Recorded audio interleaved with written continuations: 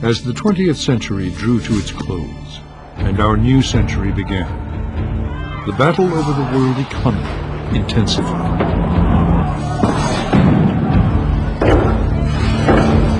Some people feared globalization and questioned the benefits. Others welcomed it. Millions of people today are better off than they would have been without those trends and developments, without globalization. And very few people have been harmed by it. As the terrible events of September 11th drove the world deeper into a recession, new questions emerged about the perils of the new world economy. Can our now deeply interconnected world surmount a global downturn and rise above other crises? And is global terrorism the dark side of the promise of globalization? You can't get away from the fact that globalization makes us interdependent. So it's not an option to shed it. So is it going to be on balance positive or negative? This is the story of how the new global economy was born. A century-long battle as to which would control the commanding heights of the world's economies, governments or markets. The story of intellectual combat over which economic system would truly benefit mankind. The story of epic political struggles to implant those ideas on the nations of the world. Part of what's happened is a capitalist revolution. At the end of the 20th century, the market economy, the capitalist system, became the only model for the vast majority of the world. This economic revolution has defined the wealth and fate of nations and will determine the future of the planet. This new world economy is being driven by technological change and by political change, but none of it would have happened without a revolution in ideas. Tonight, the battle of ideas that still divides our world.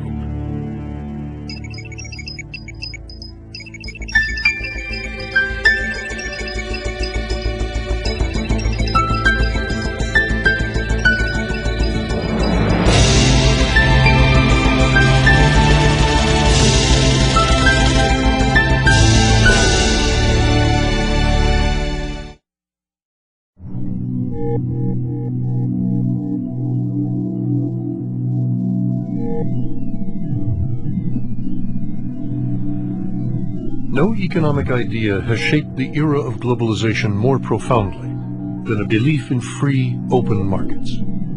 Free trade has been a fundamental tenet of capitalism for over 200 years. But in the 1990s, the global market created a new reality that no government, no politician could afford to ignore. Our story begins in 1992. The global economy was changing rapidly, but America seemed adrift. A recession had left 10 million workers unemployed. Industries struggled against intense foreign competition. Europe had formed a single trading bloc. Japan looked invincible. Japanese companies were buying up American icons like Rockefeller Center and Universal Studios.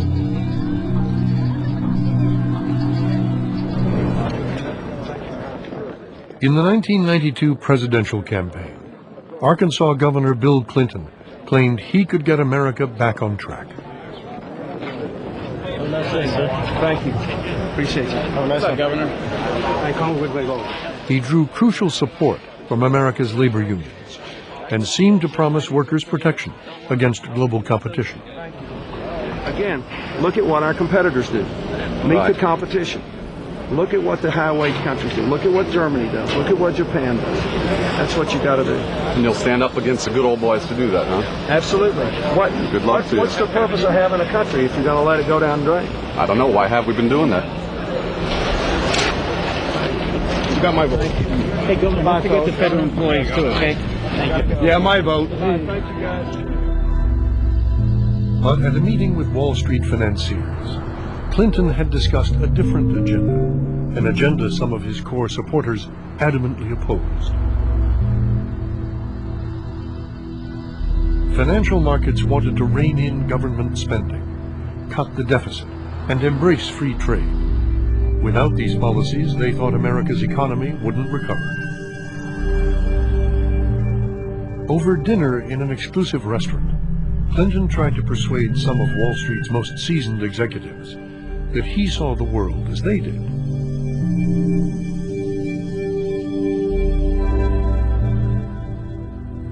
It was a small dinner in New York that I was co-hosting. We had about a dozen people. And my view was that the threshold economic issue for our country was to restore fiscal discipline after a long time during which fiscal discipline had eroded.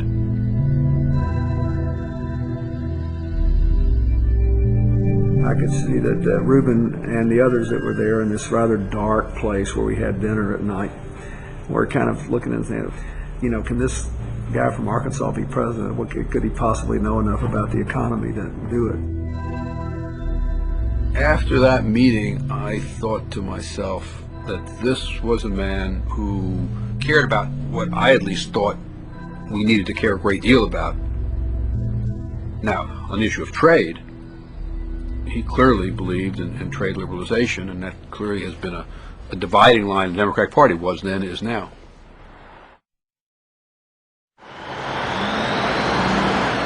Trade became an issue in the 1992 presidential campaign.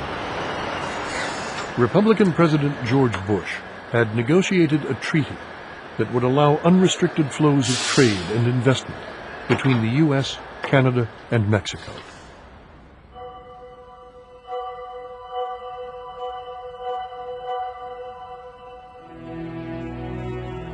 For its supporters, trade embodies an idea that open markets create wealth, bind nations together, and help construct a more prosperous and a more secure world. NAFTA put that idea to a political test. In America, it was the first great debate of the globalization era.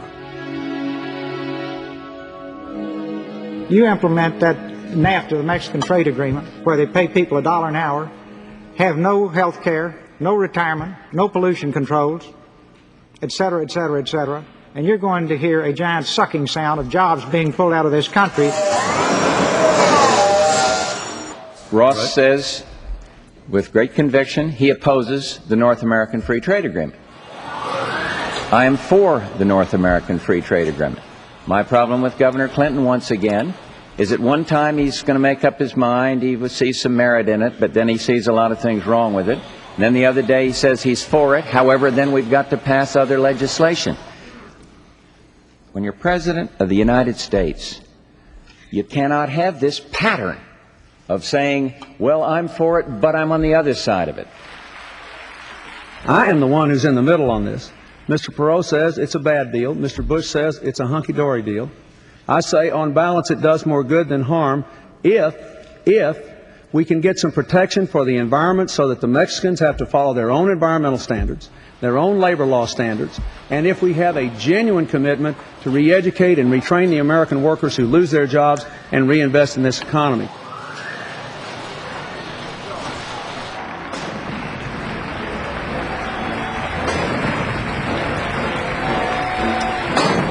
Once in office, Bill Clinton's economic policy was aimed squarely at restoring the confidence of financial markets. His first term was dominated by the battle to reduce the deficit. On trade, the president changed his position and announced he would wholeheartedly support NAFTA as it stood. Clinton gave a speech in the East Room of the White House that set out how he wanted to discuss NAFTA with the American people. It was really quite a remarkable speech. He talked about NAFTA in a much broader context. He talked about NAFTA in the context of the rapid changes taking place in the global economy, not only from trade, but from technological development, the spread of market-based economics. This debate about NAFTA is a debate about whether we will embrace these changes and create the jobs of tomorrow, or try to resist these changes, hoping we can preserve the economic structures of yesterday. Nothing we do in this great capital can change the fact that people can move money around in the blink of an eye. I tell you, my fellow Americans, that if we learn anything from the collapse of the Berlin Wall and the fall of the governments in Eastern Europe, even a totally controlled society cannot resist the winds of change that economics and technology and information flow have imposed in this world of ours. To some of his supporters, the president's change of heart on NAFTA was nothing less than a sellout. The labor movement in the United States opposed NAFTA as it stood because we saw that as a corporate-dominated trade and investment agreement, one that served the interests of multinational corporations, that improved their flexibility, their mobility, their clout. And at the same time, NAFTA did nothing to protect the rights of workers to form unions, to bargain collectively, and to really raise their voices in the political system so that workers could be a formidable countervailing power to multinational corporations. I think Clinton did sell out his traditional blue-collar supporters on the NAFTA issue, and a lot of people haven't forgiven him for that. Our adversaries tried to make it look like the whole American establishment's on one side and the little guys are on the other. And they could, stir that fear factor. And it was a tough sell. It was a tough sell. I thought it was one of the most courageous acts of his presidency. We worked with him very hard. The Republicans in the House provided a much bigger percent of the vote than the Democrats did. 60% of congressional Democrats voted against NAFTA. It passed only with Republican support. After NAFTA became law, thousands of foreign companies built factories in northern Mexico, exporting goods to the American market just a few miles away. 80% of all televisions sold in the U.S. are now made here.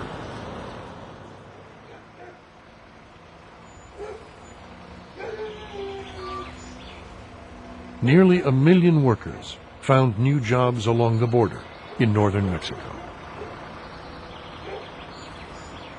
Pues ya lo poco que me va quedando, pues yo lo voy ahorrando para poderle mandar a mis hijos. I have 2 children. In the South, I didn't have a job and couldn't give my children what they need. I left them behind with relatives and came here to find work. I found a job in a television factory. I earn enough to send some money home to my children. I couldn't do that before. This is a country of over 100 million people. And there's no question that those 10 to 12 million people who live in the north and the border area are not doing badly by Mexican standards. And it has become more industrialized with more jobs, higher wages, better social indicators, etc. The people in the south are doing very badly by Mexican or by anybody's standards. 40% of Mexico's population lives in poverty. Mexico's embrace of NAFTA and free trade was part of a broader change in thinking within developing countries. Their governments increasingly saw open markets as the key to economic growth. I worked 15 years for Coca-Cola. I started as a route salesman. I started right from the bottom. And I learned that discipline, that hard working, that talent is the way to succeed. I always seen globalization as an opportunity. Just the trade agreement with the United States has moved our total trading, which was 6 years ago $40 billion US, today is $280 billion US in just 6 years. Nobody loses, everybody can win. Obviously, trade has increased, investment has increased, and if the only metric you use to measure whether NAFTA has been a success or not is the volume of trade, then NAFTA is tremendously successful. And yet most normal working people, most normal citizens don't watch the volume of trade. Companies have been more aggressive in threatening to move production to Mexico. They've succeeded in bargaining down wages, in opposing unions, and so on a lot of different fronts. We think that NAFTA has shifted the balance of bargaining power in the continent of North America towards multinational corporations. Since NAFTA came into effect, about 400,000 American jobs have been adversely affected by trade with Canada and Mexico, according to the U.S. government. Exports to these countries have created more than 1 million new jobs. And over the 90s, global trade nearly doubled.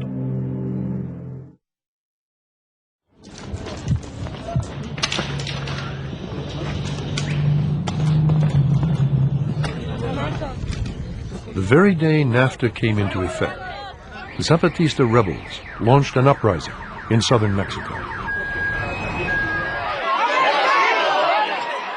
Shortly after, the leading presidential candidate was assassinated. Worried about stability, foreign investment began to flee. The global economy was about to face a new kind of crisis.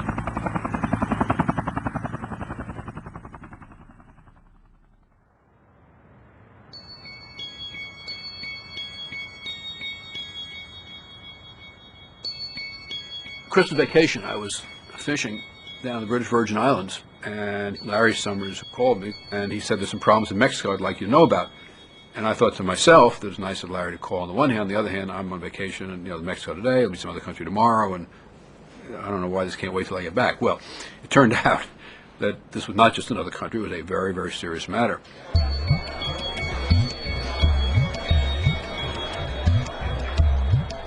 I was at a restaurant, and they came and said, the Secretary of the Treasury is on the line. And I got on the line, and he said, Greenspan and I have a problem. And we believe if we don't move very decisively, that the Mexican peso will implode. If it implodes, the Mexican government will become very unstable. And we believe you could have a wave of 5 to 9 million people walking north to find jobs. He understood it very quickly. And I remember his saying, this is the first financial crisis of the 21st century. And I said to him, this is the first real-time worldwide financial crisis of a kind that will become very normal. And so I said instinctively, I'll back you.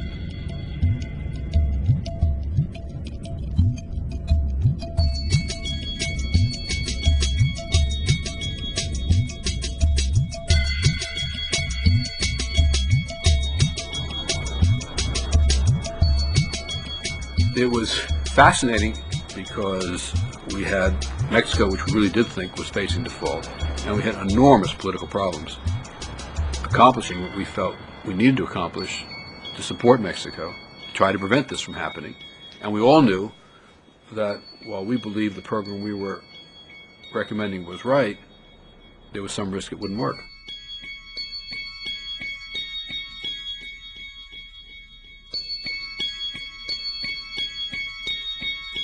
So if you go in and say to the president, here's a big crisis that could happen.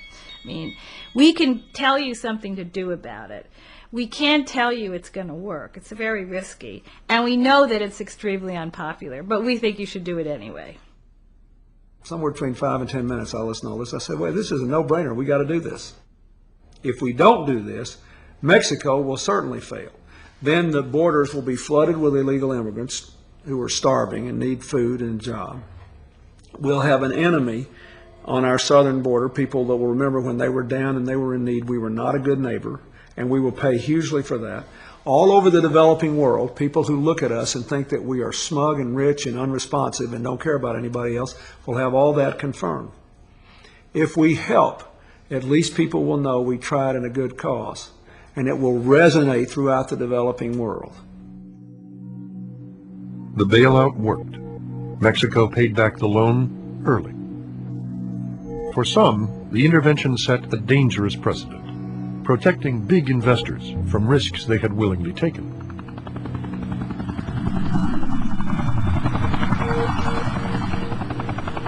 Remember, the people that got bailed out were foreign holders of Mexican government obligations.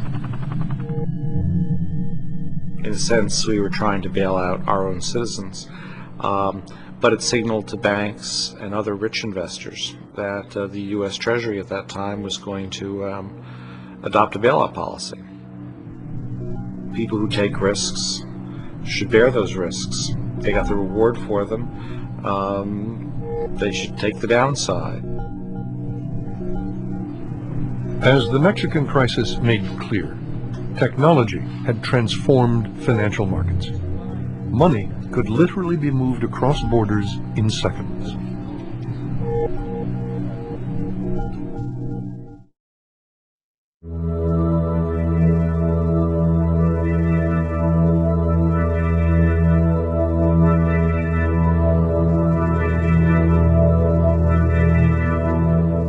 By early 1997, Southeast Asia's rapid economic boom was overheating. Sirivat Voravet was one of many who thought the good times would never end. Ever since I was a child, I have been wanting to be a multi-millionaire. I wanted to be rich. I wanted to do something that no one has done. Build a luxurious condominium. I knew a lot of rich people, and multi-millionaires would like to take time off to play golf, to enjoy the fresh air in mountains, which you cannot find in Bangkok.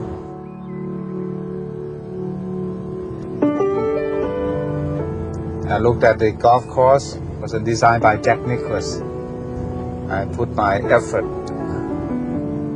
to make it one of the most beautiful condominiums in Thailand.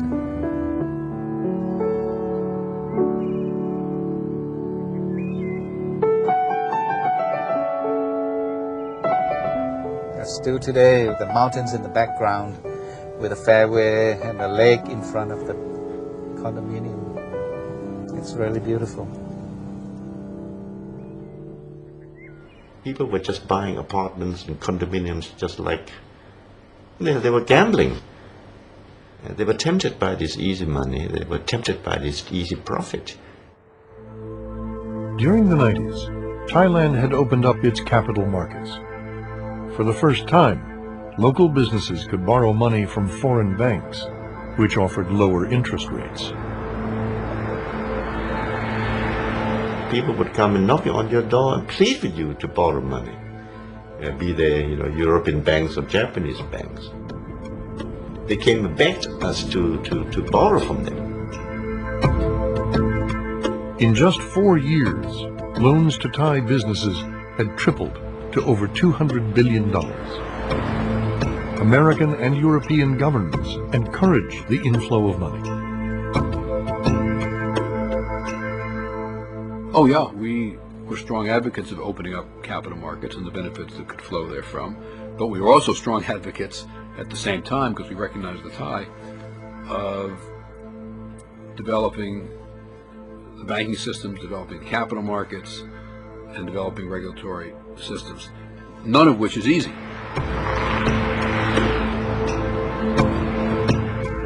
And there was an underlying flaw in the system that people really didn't focus very much on, which was the institutional weakness. What that meant is that the banking systems were not well developed, the securities laws were not well developed, they had not kept up with the development of these economies and their integration into the world economy.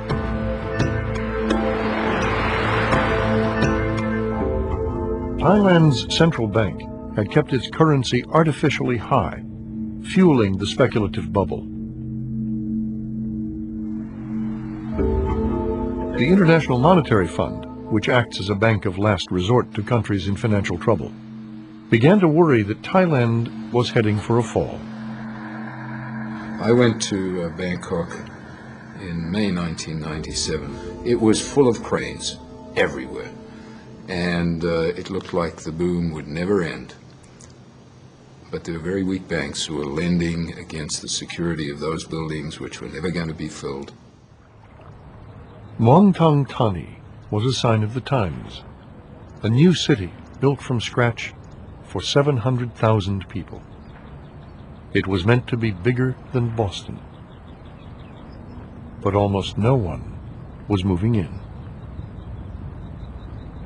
The vision was great. The vision was to take this huge tract of land and build a city, basically, between the downtown congested Bangkok and the airport. So the concept was excellent. The problem was that it was financed to a great degree by US dollars. Thailand's currency, known as the baht, was pegged to the dollar. As the Thai economy weakened, financial markets sensed this policy couldn't last. Thailand had fixed the value of its currency in terms of dollars. It had a fixed exchange rate. And as people began to wonder, well, do they actually have enough dollars to always be able to give me dollars in exchange for the baht, the Thai currency I have? And when they begin to wonder about that, they start asking for the dollars. The central bank kept on saying, no, we will support the currency at this fixed rate. And of course, they were shelling out the US dollars to protect the currency. So their foreign reserves were dwindling. And of course, any hedge fund manager looking at that would say, hey, these guys are going to be in trouble, and I'm going to short the Thai baht. The baht came under relentless market pressure. In July 1997, the Thai government was forced to devalue. The bubble had burst. The Asian financial crisis was about to begin. Here we are. When it hit, I realized my fate. I could not sell a single unit when the crisis hit. This was my most expensive model unit. Now no more doors, all decorations, materials gone. My condominium is called American Dream Home Dream Condominium. But we are broke. Even my clients who were multi-billionaire broke also.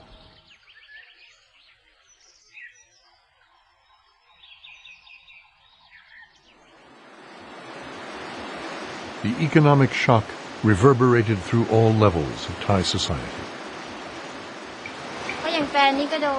When the economy went bad, my husband's salary was cut 30%. I was lucky. I kept my job, but I didn't get a raise. To support our family, my husband had to find other work. Every morning, he drives a motorcycle taxi. The cost of living was rising. Everything was going up. Water, electricity, even soap. But the salaries were staying the same, or even going down.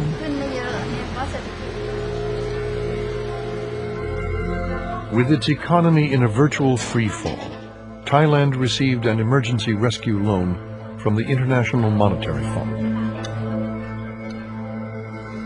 When that didn't work, the Thai government asked Washington for even more help. No one imagined that an economy as small as Thailand's could spark a global crisis. Thailand is a very small economy. It doesn't have a lot of links, and it's not exactly in your backyard. In any event, the U.S. chose not to intervene in Thailand, thinking it was not going to spill over. Why would it? The contagion effects were not apparent to anybody, not just the administration. I think they misjudged the situation. And probably because it was seen too much as a financial issue rather than an overall strategic issue. Global markets worried that other Asian countries might have similar hidden flaws. Like a classic run on the bank, money began to pull out of the entire region. They called it Contagion. And at each stage, the crisis turned out to have a virulence, which became known as contagion, much greater than it had been anticipated. And what that really reflected was indeed globalization, was the way these economies had become locked together, and investors looked at emerging markets. They said there's a problem in Thailand, well then there's a problem in these other countries. And so each each step of the crisis created these shock waves that carried on into the next.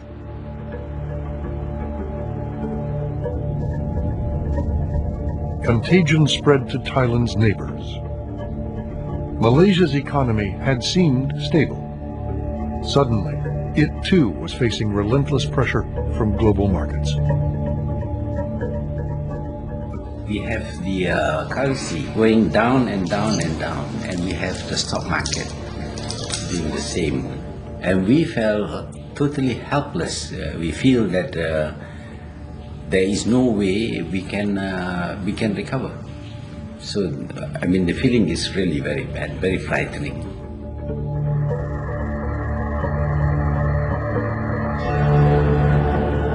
Contagion next hit Indonesia, the most populous country in the region. Its government collapsed. Its cities descended into chaos. The fund managers didn't know the difference between Indonesia, Malaysia, Thailand, Singapore. They just say, I want out. Property prices collapse, companies collapse. And in the case of Indonesia, the social fabric collapsed.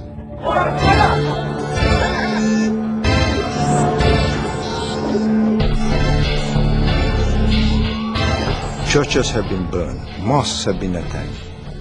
They have killed each other.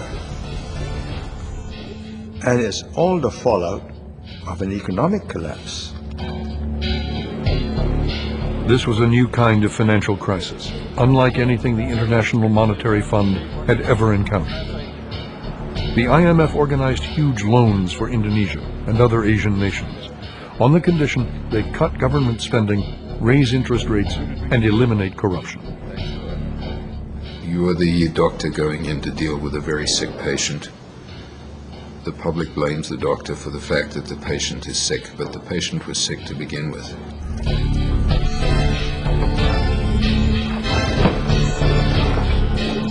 But these things are societally wrenching, and there are huge vested interests. And you wouldn't get into these crises if the vested interests weren't that important. That, I think, is one of the reasons why it takes political change to deal with a crisis as big as this. To some of the region's entrenched leaders, the IMF's conditions smacked of a new kind of colonialism. Presently, we see a well-planned effort to undermine the economies of all the ASEAN countries by destabilizing their currencies. In the old days, you need to conquer a country with military force, and then you can control that country. Today, it is not necessary at all. You can destabilize a country, make it poor, and then make it request for help. And for the help that is given, you gain control over the policies of a country. And when you gain control over the policies of a country, effectively, you have colonized that country. The market forces were simply too powerful for the IMF or any government to contain. In late 1997, Contagion reached Korea, one of the most successful economies in the world. It was unbelievable that the crisis has spread as quickly as to Indonesia and Korea within a matter of 6 months or 7 months. But the world was much more globalized than we thought it was at that time.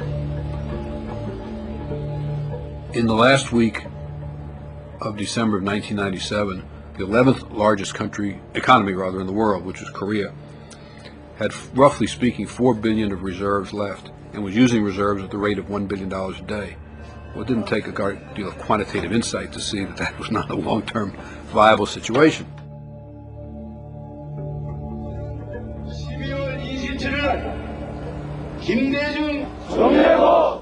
Korea had been misleading the world, claiming it had enough money to withstand the crisis. The IMF's Stanley Fischer arrived in Seoul to inspect the central bank's accounts. I visited Korea a couple of days before they turned to the IMF for help, and there was a state of panic. And it was at that point that I went to the central bank and was shown how much money was left in the Korean central bank. It was essentially all gone.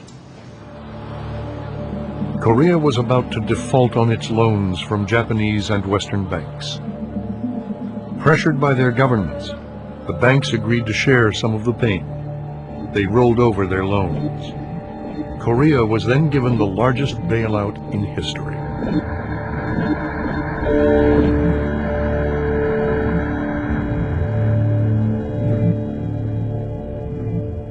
If they had done that in Thailand, I think that they would have not only avoided some economic problems, but I think that the sense in Southeast Asia that the Americans were really on the side of putting things right would have been stronger. Then a very, very strange thing happened. From about the 1st of February 1998 until August, there was a period in which financial markets essentially decided that risk didn't exist anywhere. Markets thought contagion had been contained in Asia. Investment flowed elsewhere. Some came to Russia, where the Moscow stock market was the best performing in the world. But economic reforms had stalled, and Russia was heavily in debt. Even so, investors were convinced they'd found an emerging market that couldn't fail. Investors had decided Russia is an ex-superpower. It has lots of missiles and lots of atomic warheads for them. Certainly you could not have a financial accident in Russia because the rest of the world, the rich countries, would bail Russia out. Well, it turned out that that was wrong. Russia defaulted on its debt. Its currency plummeted. Global investors were stunned. All these people who in the previous 7 months had decided there was no risk anywhere literally panicked and decided there's got to be massive risk everywhere. Behind each fence and barnyard wall, there must be a risk that we hadn't thought of, kind of like the redcoats retreating from Lexington. Everywhere, markets were freezing up. The economic crisis seemed to have taken on a life of its own. I thought at the time that I had a pretty good sense of what was going on, but what I didn't know, and nobody could possibly have known, was not what was going on at the moment that you were looking at, but what was going to happen at the next moment. Oh, when you get in a room with both Alan Greenspan and Robert Rubin and they say they're scared to death and they've never seen anything like this and they're worried about whether or not we can get through it, I get worried because they know a heck of a lot more about it than I do. You had the contagion sweeping across all the developing countries. As Rubin said, we've never seen that before. I mean, maybe in the Depression they saw that over a period of time, but nothing that happened that quickly. Now the crisis had reached America. A little-known but powerful private investment fund was on the brink of bankruptcy.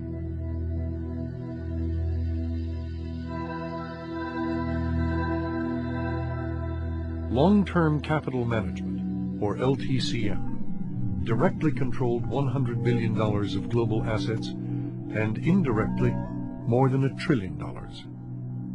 The 90s saw a huge buildup in concentrations that we had never seen on a global scale. Maybe we had way back in history, maybe the Romans had financial institutions that were disproportionately large to the overall activity of the world that they operated in. But LTCM was a specific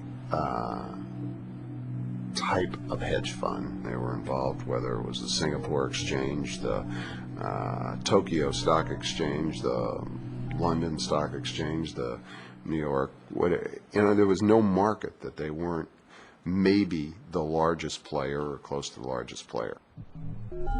By September 1998, LTCM's losses were spiraling out of control. Contagion had arrived on Wall Street. Incredibly, the failure of this single investment fund threatened the entire global economy. If LTCM went down, it would be just the gears, the machine just stopping, the economy not working. And of course, it's not just what's on the balance sheet of banks and so forth, but that would translate into people not working, businesses not operating, small businesses not being able to get the capital they need, and this a global economy that almost inconceivable to see what the picture, but sort of just not working, and people just not working.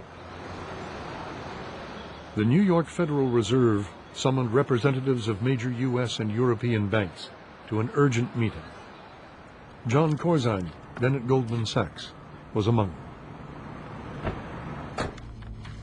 The real problem with long-term capital was nobody really understood all the downsides. All one knew was it was going to be extraordinarily dangerous to enter into that. And everybody, I think, understood the Fed's concern that that had real implications to the real economy. Since LTCM was a private fund, the government could not impose a solution. The fate of the global economy was in the hands of these bankers. The head of a securities firm or a bank is not paid to be a patriot. He or she is paid to serve the best interests of the shareholders. So the most that one can do in a position like mine is to say the public interest may well be served by long-term capital management not failing. But there is no public sector money to solve the problem. The taxpayer is not going to do this. You folks have to decide whether it's in your interest to do it. The banks agreed to put up their own money to rescue LTCM. Wall Street had averted disaster, but the global crisis had one final chapter to go. What had started in Asia now reached Brazil, the 8th largest economy in the world. But this time, a loan package was put in place early. Brazil's government cut spending and enacted reforms. It worked. Brazil's problems were contained. Global financial markets gradually returned to normal.